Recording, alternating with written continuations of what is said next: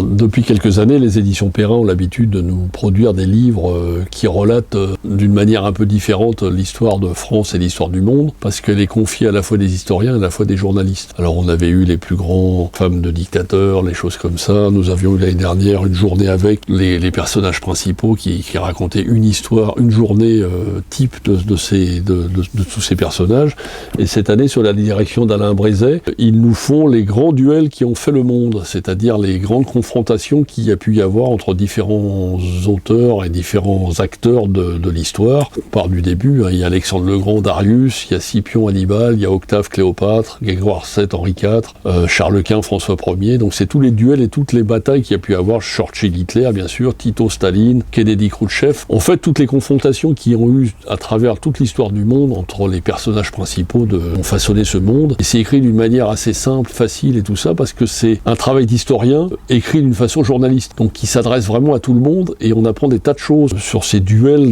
de personnes, parce qu'en fait l'histoire c'est des gens, mais c'est aussi des personnes bien précises qui par leur action ont fait que le monde s'est trouvé bouleversé, et ça nous raconte un peu justement le déroulement, le cheminement de ces événements, et ces duels historiques sont replacés dans leur contexte un peu chronologique et nous expliquent vraiment la puissance de Rome, l'âge d'or européen, les guerres mondiales, l'affrontement des grandes puissances, et ces confrontations nous permettent d'éclairer un peu leur cheminement et la façon dont le monde a évolué. C'est des duels qui nous retracent toute l'histoire du monde, qui nous replacent des contextes, parce que moi personnellement,